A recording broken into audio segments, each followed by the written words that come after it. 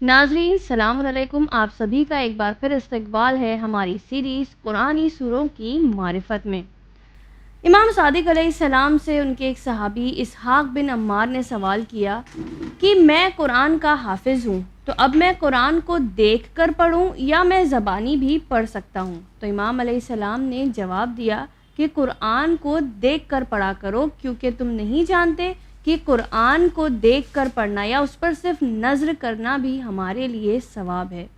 तो नाज़रीन, हम लोगों को कुरान किस तरह से फ़ायदा पहुंचाता है। कभी कोई सूरे हमारे लिए शिफा का बायस बनते हैं, कभी रिस्क में बरकत का बायस बनते हैं, कभी कोई सूरे हमारी मुश्किलें आसान करते हैं, कभी कोई सूरे हमें पिछली कहानियों से, पिछले वाक़यात से, पिछली कौमों से सीख देते हैं। और फिर अगर कुछ नहीं, जो नहीं भी जानता वो सिर्फ कुरान की तरफ नज़र कर ले तो भी उसके लिए सवाब लिखा जाता है।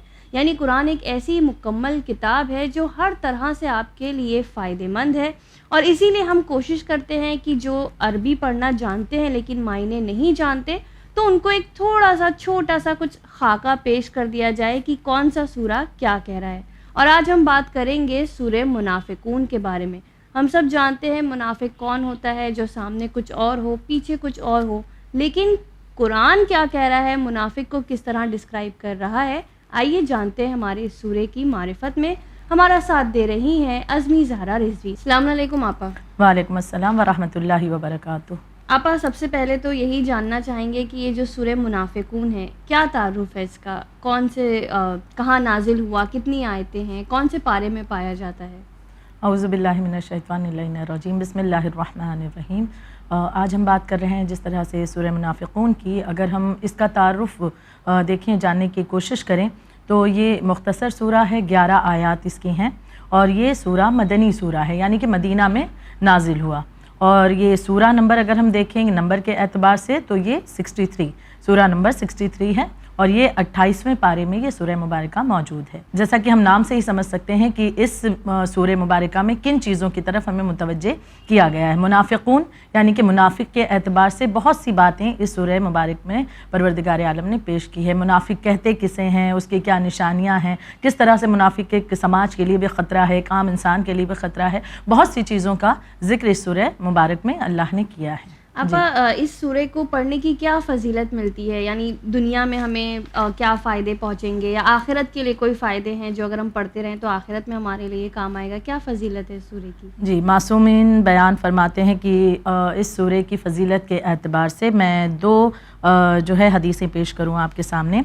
कि एक हदीस में पैगम्बर इग्रामी सल्लल्लाहु अलैहि वसल्लम फरमाते हैं कि जो शख्स सूरह मुनाफिकून को पढ़े वो हर किस्म के निफाक से पाक हो जाता है। तो निफाक यानी जो इंसान का ज़ाहिर कुछ है, बातिन कुछ है। मुनाफिकत जिसे कहते हैं कि ज़ाहिरन वो कुछ और नज़र आता है, जबकि बातिन में कुछ और चीज़ें उसकी पाई जा रही हैं।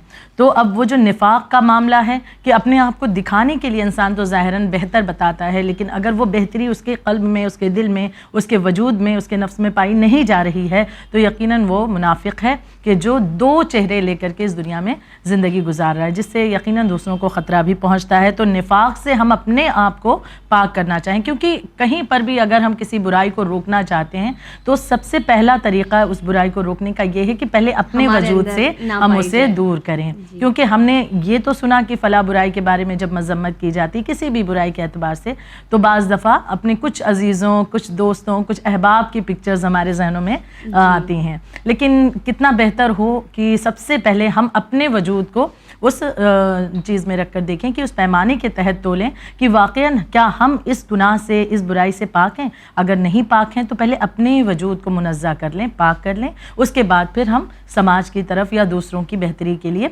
कोशिश कर सकते हैं, और वो कोशिश कामयाब भी होगी।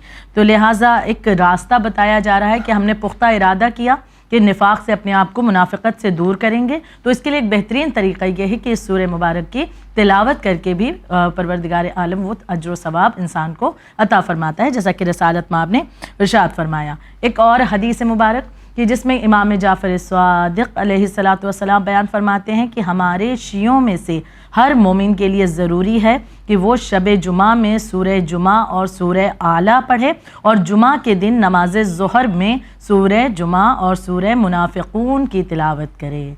اب اس کا فائدہ کیا ہوگا اس طرح سے تلاوت کرنے کا؟ اب یہ بیان کیا جا رہا ہے کہ جب وہ ایسا یعنی کوئی بھی انسان جب ایسا کرے گا، اس انداز سے تلاوت کرے گا، تو گویا اس نے حضرت رسول خدا صلی اللہ علیہ وآلہ وسلم کے عمل کو انجام دیا، اور اس کی جزا اور ثواب اللہ کے یہاں پر جنت ہے۔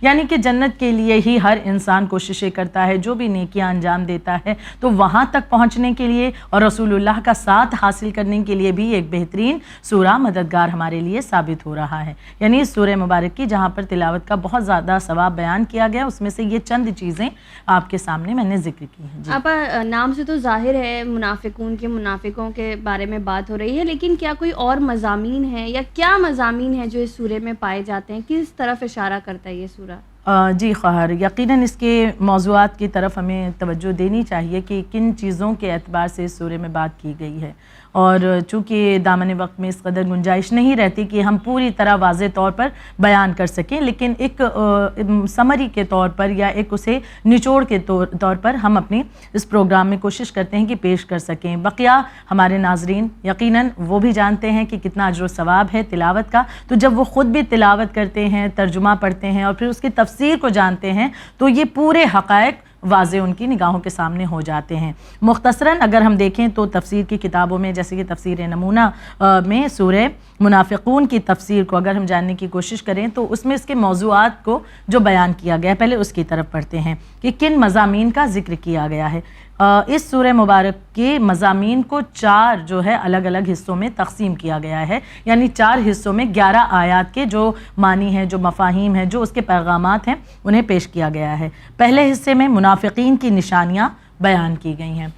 یہ جاننا ہمارے لیے یقیناً ضروری ہے، کیونکہ بعض دفعہ منافقت جو ہمارے وجود میں بھی ہے موجود، ہم اسے منافقت سمجھتے نہیں ہیں، یا ہماری زندگی کا ایک حصہ بن چکا ہوتا ہے، یا ہم اسے عام سی بات سمجھتے ہیں۔ یہ سورے ان راز کو ایک مرتبہ واضح کرتے ہیں، کھل کر کے ہم سے بات کر رہے ہیں کہ واقعی یہ نشانیاں، یہ چیزیں ہیں۔ تو جب ان نشانیوں کو ہم جاننے کی کوشش کرتے ہیں تو اپنے آپ کو اس پیمانے پر رکھ کر کے پرکھیں کہ ہم کہیں اس چیز کے شکار تو نہیں، کہیں یہ برائیاں ہمارے وجود میں تو نہیں۔ تو اب بہترین موقع مل رہا ہے سورے کے ذریعے سے، کیونکہ پہلے حصے میں اس سورے کے جو ہے نشانیوں کا ذکر کیا گیا۔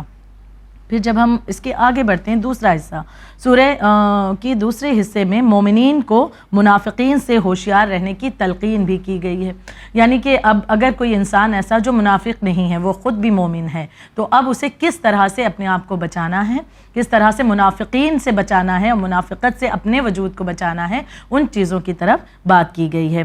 پھر تیسرے حصے میں مومنین کو تنبیہ کی گئی ہے دنیا کی مادی نعمتیں انہیں ذکر خدا سے کہیں غافل نہ کر دیں، اس طرف انہیں متوجہ کیا گیا۔ یعنی جب یہ سورہ کو ہم پڑھتے ہیں تو اس کا جو تیسرا حصہ ہمیں نظر آتا ہے تو اس میں بات کی گئی ہے کہ یہ دنیا کی چیزیں جو ہمیں آرام و آسائش کے لیے اللہ نے اس لیے دی ہے تاکہ زندگی ایک بہتر طریقے سے چلے اور آخرت کی زندگی کے لیے کوئی مسئلہ نہ ہو، ہم وہاں کے لیے تیاریاں آسانی کے ساتھ کر سکیں۔ لیکن ایسا نہ ہو جائے کہ اس دنیا کی جو مادی چیزیں فنا ہو جانے والی، مٹ جانے والی چیزیں ہیں، انہیں ہی فقط اپنی زندگی کا ایک جو ہے فوکس ہمارا اس پر ہی رہے، پھر بعد میں جب آخرت کی بات آئے تو پھر وہی جملہ کہ ٹھیک ہے ابھی عمر کیا ہے، جب ضعیفی آئے گی تب دیکھ لیں گے۔ بعض دفعہ یہ چیزیں ہو جاتی ہیں کہ ارے ابھی اتنی سی عمر میں اتنا زیادہ اللہ اللہ کرنا، ٹھیک ہے خدا کو یاد کر لو، یہ چیزیں بھی ہم سنتے ہیں۔ بعض دفعہ کچھ گھرانے اپنے بچوں کو بھی یہ کہتے ہوئے نظر آتے ہیں کہ ابھی تو بچہ ہے، ابھی کھیلنے کے دن ہے، ابھی بس پڑھ لے، ابھی کچھ کریئر بنا لے، سیٹل ہو جائے، ابراڈ چلا جائے۔ یہ تمام چیزیں تو ہمارے ذہنوں میں ہوتی ہیں، لیکن یہ چیزیں کہ آخرت کے اعتبار سے تیاریاں کتنی کرنی ہیں۔ تو یہاں پر ہم دیکھ رہے ہیں تیسرا حصہ مومنین کو تنبیہ کی گئی ہے کہ دنیا کی مادی چیزوں میں اس طرح سے مہو نہ ہو جائیں کہ آخرت کو بھلا دیں۔ اور چوتھا حصہ اس سورے کا، اس میں بیان کیا گیا کہ خدا کی راہ میں خرچ کرنے، موت کے آنے اور انسان کی جان میں حسرت کی آگ بھڑکنے سے پہلے اموال سے فائدہ اٹھا لے انسان، یعنی جو مال اللہ اسے دے رہا ہے اس کے ذریعے سے، یعنی موت آنے سے پہلے، یعنی یہ بتایا جا رہا ہے کہ موت تو یقینی ہے نا، ہر انسان جانتا ہے کہ جو بھی زندہ ہوا اس دنیا میں آیا ہے، زندگی بسر کر رہا ہے، ایک دن اس کی زندگی کو مٹ جانا ہے۔ تو جب اس حقائق سے ہر ایک انسان آشنا ہے تو ضرورت ہے کہ جو اموال اللہ دے رہا ہے، جو مال دے رہا ہے، اسے راہ خدا میں خرچ کر کے اپنے آخرت کے لیے بہترین انتظام کیا جائے. تو یہ تمام چیزیں اس میں جو وصیت ہیں, کچھ نصیحتیں ہیں, کچھ تنبیہ ہے, منافقین کی نشانیاں ہیں, مومنین کو جو ہے باخبر کیا گیا, یہ تمام چیزوں کے گرد گھومتا ہوا یہ سورہ ہمیں نظر آتا ہے, جو مضامین یقیناً ہمیں بہت زیادہ قابل غور ہیں ہمارے لیے اور ہماری زندگی کو پلٹنے کے لیے بہترین ایک ذریعہ بھی ہیں. جی آپا, آپ نے شروع میں اشارہ کیا کہ کس طرح سے جو منافق ہیں وہ سماج کے لیے خطرہ ہے, ہمارے معاشرے کے لیے خطرہ ہے. تو مطلب ہمیں تو ایسا لگتا ہے کہ اگر کوئی منافق ہے تو ہمیں کیا ہی فرق پڑتا ہے, وہ اس کا پرابلم ہے منافق ہونا. لیکن اب کیونکہ آپ نے کہا ہے تو پھر اس چیز کو سمجھائیں کہ یہ سورہ کس طرح کہہ رہا ہے کہ ایک منافق سماج کے لیے, ہمارے معاشرے کے لیے خطرہ بن سکتا ہے. جی اس سے پہلے کہ آپ کے سوال کا جواب دوں, اس بات کی اہمیت کو واضح کرنے کے لیے جملہ کہنا چاہوں گی کہ کسی بھی گروہ کے بارے میں اتنی زیادہ بات قرآن مجید میں نہیں کی گئی جتنا زیادہ منافقین کے بارے میں کی گئی ہے. یعنی اللہ باخبر ہمیں کر رہا ہے, بہت مرتبہ کئی سوروں میں ذکر کیا گیا ہے منافقین کے حوالے سے, ان کی جو بری خصلت ہے اس کے حوالے سے, کس طرح ایک خطرہ ہے سماج کے لیے, ہر انسان کے لیے, ان چیزوں کے حوالے سے. یعنی سب سے زیادہ اگر کسی گروہ کی بات ہوئی ہے قرآن مجید میں تو وہ منافقین کی ہوئی ہے, تاکہ اس بڑے خطرے سے انسان جو ہے اپنے آپ کو بچا لے. جیسا کہ آپ نے کہا کہ سوال آپ کا کہ یہ خطرے کے طور پر ہے, اور حقیقت ہے کہ خطرہ ہے. کہ وجہ کیا ہے کہ یہ سماج میں ہی زندگی بسر کرتے ہیں, انسان ہے, ظاہر سی بات ہے,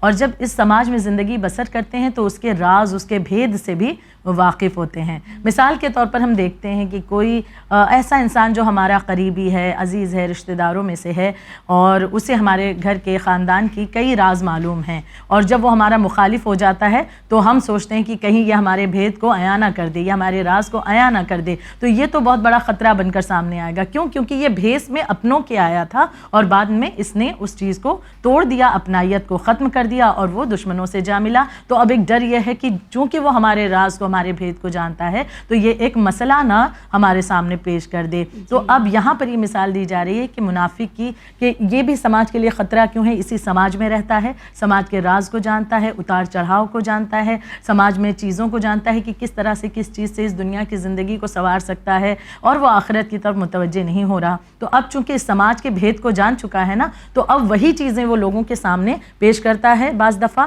کہ جس کے ذریعے سے لوگوں کو بھی نقصان پہنچتا ہے یا اس کی آخرت برباد ہوتی ہے. پھر دوست کے لباس میں, جیسا میں نے بھی کہا کہ بعض دفعہ کچھ منافق ہیں کہ جو ہمارے دوست کے لباس میں آتے ہیں, تو اب ہمارے لیے مسئلہ یہ ہوتا ہے کہ کس طرح ان کی منافقت سے ہم اپنے آپ کو دور کریں, کہیں دوست ہے برا نہ مان جائے. یہ تمام چیزیں ذہنوں میں آتی ہیں. بعض دفعہ رشتہ داروں کی شکل میں کوئی منافق آیا, تو اب ہم سوچ رہے ہیں کہ کس طرح اسے روکا جائے, ٹوکا جائے, منع کیا جائے, یا اپنے آپ کو اس سے دور کیا جائے, کیونکہ یہ تو احباب میں, یہ تو رشتہ داروں میں سے ہے. تو لہٰذا یہ بہت سے مسائل آتے ہیں. یہاں پر ایک حدیث کا ذکر کرتی چلوں کہ رسول خدا حضرت محمد مصطفیٰ صلی اللہ علیہ وآلہ وسلم ارشاد فرماتے ہیں کہ میں اپنی امت کے لیے نہ مومنین سے ڈرتا ہوں اور نہ ہی مشرکین سے. یعنی یہ دو چیزیں دیکھیں, ایمان والوں سے تو ظاہر سی بات ہے, ایمان والا ہے تو وہ اپنے ایمان کی وجہ سے اپنے آپ کو بہتر ہی بنائے گا, لیکن بات یہ بھی کر رہے ہیں رسول خدا فرماتے ہیں کہ میں امت کے لیے مشرکین سے بھی نہیں ڈر رہا. تو اب وجہ کیا ہے, پوری حدیث سنیے گا کہ رسالت مآب کا بیان ہے کہ آپ فرماتے ہیں میں اپنی امت کے لیے نہ مومنین سے ڈرتا ہوں اور نہ ہی مشرکین سے. مومن کو اس کا ایمان اس کے ضرر پہنچانے سے مانے ہے, یعنی رکاوٹ ڈال دے گا کہ اس کا ایمان اسے روکے گا کہ ایسی کوئی بات یا کچھ ایسا غلط وہ نہ کرے. اور مشرک سے کیوں رسالت مآب بیان فرماتے ہیں کہ میری امت کے لیے میں خطرہ محسوس نہیں کر رہا ہوں, کیوں؟ کیونکہ مشرک کو خدا اس کے شرک کی وجہ سے رسوا اور ذلیل کرتا ہے. اب آگے آپ بیان فرماتے ہیں لیکن میں تم میں اس منافق سے ڈرتا ہوں جس کی زبان سے علم تو ٹپکتا ہے اور اس کے دل میں کفر و جہالت موجود ہوتی ہے. وہ ایسی باتیں کرتا ہے جو تمہارے دل پذیر ہیں, لیکن خفیہ طور پر ایسے اعمال انجام دیتا ہے جو قبیح اور برے ہیں. یعنی ایسا انسان کی ہم باتیں اس کی لگیں گی کہ کتنی اٹریکٹیو باتیں کر رہا ہے, کتنی بہترین باتیں کر رہا ہے, بڑی لچھے دار گھماؤدار باتیں ہو رہی ہیں, بڑی علمی باتیں بھی کر رہا ہے, لیکن ظاہر میں اگر باطن میں اس کے دیکھیں تو وہ علم موجود نہیں ہوتا ہے. تو اب یہ چیزیں, کیونکہ اب اس کا باطن تو کچھ اور ہے نا, ظاہر کچھ اور ہے, تو یہ سماج کے لیے, یہ امت کے لیے بہت بڑا خطرہ بقول رسالت مآب حضرت محمد مصطفیٰ صلی اللہ علیہ وآلہ وسلم, کیونکہ یہ اس چیز کو لے کر کے لوگوں کے سامنے آتا ہے, ان کا بھروسہ لیتا ہے اور اس کے بعد اپنی باتوں کو پیش کرتا ہے. ظاہراً کیا لگتا ہے, بڑا علم والا ہے, ظاہراً لگتا ہے اچھی باتیں کرنے والا ہے, نیکی کی طرف دعوت دینے والا ہے, لیکن جب وہ دیکھ لیتا ہے ایک منافق کہ اب یہ انسان مجھ پر بھروسہ کر رہا ہے, تب وہ اپنی منافقت کو ظاہر کرتا ہے اور اس کا جو ہے لوگوں کے سامنے پرچار کرنا شروع کرتا ہے. اب لوگ اس کی باتوں میں آ کر کے جو پہلے بتائی ہوئی باتیں تھیں جس کے ذریعے بھروسہ اس نے لیا ان اچھائیوں کو فراموش کرتے ہیں اور جو برائی اسے پہنچانا مقصد تھا وہ ان چیزوں کو زمانے کے سامنے عام کر دیتا ہے. علماء سو بھی اس طرح سے نقصان پہنچاتے ہیں کہ ظاہراً تو ہمارے مذہب کے لباس میں ہوتے ہیں لیکن دراصل کیسے کھوکھلا کر رہے ہوتے ہیں دین کو, یہ ہم لوگوں کے سمجھ میں یہی وجہ ہے کہ جو سب سے پہلا معاملہ ہوگا بروز حشر وہ بے عمل عالم کا ہی ہوگا, اور جو علماء سو ہیں کہ جنہوں نے حق بیانی نہیں کیا, جو حق کی راہ پر نہیں رہے ہیں. تو وہی دوسری طرف جو علماء حق ہیں ان کے بارے میں بہت ہی زیادہ ثواب, ان کی بہت زیادہ اجر اللہ نے رکھا ہے, لیکن جو عمل اس کے وجود سے اس کے زبان میں کچھ اور باطن میں کچھ اور ہو, لہٰذا اس کے لیے یہ منافقت کا معاملہ آئے گا.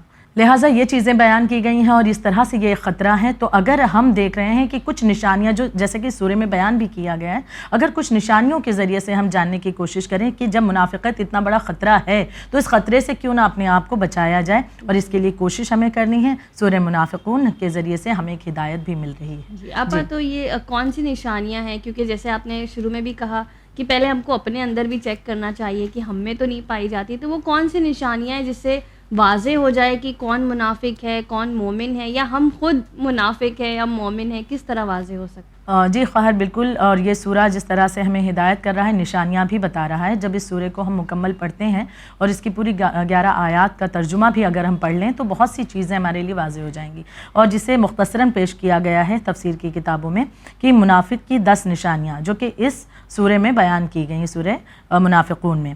تو یہ 10 نشانیاں پیش کی گئی ہیں کہ وہ صریح و آشکار جھوٹ بولنے والا ہوتا ہے, یعنی وہ جھوٹ کا سہارا زیادہ لیتا ہے اپنی باتوں میں. زیادہ تر ہم دیکھتے ہیں کہ بہت جھوٹا ہوتا ہے. تو اب جو انسان اس طرح کے جھوٹ کی باتوں کا سہارا لے کر کے اکثر باتوں کو پیش کرتا ہے اور ہم جانتے ہیں جھوٹا بھی ہے, تو یہ اس کی منافقت کی نشانی ہے. کیونکہ جھوٹ کے معنی بھی یہی ہے نا کہ اس کے دل میں تو کچھ اور تھا, وہ جانتا ہے کہ حقیقت کچھ اور ہے, لیکن وہ ظاہر میں جھوٹ بول کر کے کچھ اور چیزیں پیش کرنے کی کوشش کرتا ہے. تو یہ جھوٹ بھی منافقت کے ضمن میں آتی ہے. دوسری نشانی بتائی گئی کہ لوگوں کو گمراہ کرنے کے لیے جھوٹی قسمیں کھاتا ہے. یہ بڑا عام ہے کہ بس خدا کی قسم ہم کہہ رہے ہیں, مولا کی قسم ہم کہہ رہے ہیں, بہت زبان پر ایک عام سی بات ہو جاتی ہے ہم اپنی روزمرہ کی باتوں میں, کہ بعض دفعہ سوچتے بھی نہیں ہیں کہ جن باتوں کو کہنے جا رہے ہیں وہ واقعاً سچ ہیں یا نہیں ہیں, اور بس بات میں چونکہ ایک چلن ہو گیا, یا یوں کہیں کہ زبان کو اچھا لگ رہا ہے, بس ہر دفعہ قسمیں کھانا اور جھوٹی قسمیں کھانے والا ہوتا ہے. یہ بھی منافقت کی نشانی ہے. تیسری چیز بیان کی جا رہی ہے دین کی شناخت کے بعد اسے چھوڑ دینے کی بنا پر حقیقت اور واقعیت کو نہ سمجھ سکنا, یعنی دین کی حقیقت کو جانتا تھا لیکن ایک وقت وہ آتا ہے کہ اسی منافقت کی وجہ سے دین کی حقیقت کو جاننے کے باوجود بھی دین سے پھر جاتا ہے, منحرف ہو جاتا ہے, کوئی اور دین اختیار کرتا ہے یا کسی اور راستے پر چلا جاتا ہے. یہ بھی منافقت کی ایک نشانی بیان کی گئی.